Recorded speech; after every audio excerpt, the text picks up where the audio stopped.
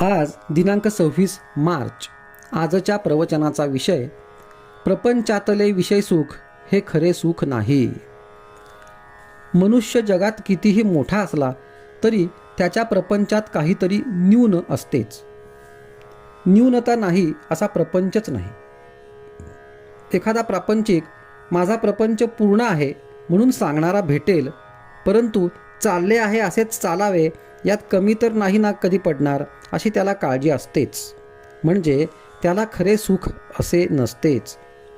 एखादा अत्यंत विषयी त्यालाही कदाचित काळजी नसेल. दारूच्या धुंदीत असणाऱ्याला राजाचीही पर्वा नसते, वस्त्राचीही शुद्ध नसते आणि तो आपल्याच धुंदीत आनंदात असतो. पण हे सर्व त्याची धुंदी उतरली नाही तोपर्यंतच.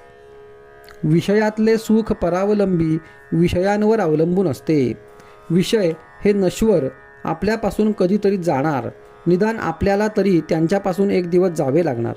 दुसरी गोष्ट म्हणजे विषयाचे सुख इंद्रियाधीन असते. इंद्रिये विकल झाली म्हणजे सुख कसे मिळणार? उद्या आपण मरणार हे समजले की कोणते विषय आपल्याला सुख देतील?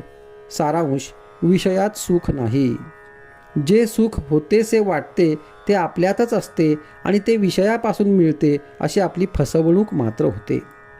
तर मग सुख कशात आहे? पुष्कळ वस्तू पुष्कळ मिळाल्या तर पुष्कळ सुख मिळते हा भ्रम आहे. खरे किंवा पुष्कळ सुख म्हणजे कायमचे सनातन सुख होय. ते सनातन वस्तूपाशीच म्हणजे भगवंतापाशीच असते. आपल्याप्रमाणे पशूंनाही विषय सुख आहे. त्यांच्यात आणि आपल्यात फरक तो कोणता? मी कोण, कशासाठी आलो असा विचार करणे याला सारासार विचार म्हणतात. प्रपंचातही आपण विचार करतोच. कशात आपला फायदा आहे, कशात आपला तोटा आहे हे बघतो. पण सर्वच असार, त्यात सार ते कुठून कसे येणार? असलेल्या परिस्थितीत आपण समाधान मानित नाही, त्याहून अधिक सुखाच्या स्थितीची इच्छा धरतो. देवाची भक्ती करणे, संतांकडे जाणे हे सुद्धा विषय मिळविण्याकरिता आपण करतो. मग आपली ही सेवा भक्ती विषयांची झाली का संतांची? देव संत यांचा उपयोग इतर गोष्टींप्रमाणे विषय मिळविण्याचे साधन म्हणून नाही का आपण करीत? मांजर आडवे गेले की आपले काम होणार नाही, ही भगवंताची सूचना आहे असे समजून आपण परततो. पण एक बायको मेली की दुसरी करण्याच्या विचाराला लागतो.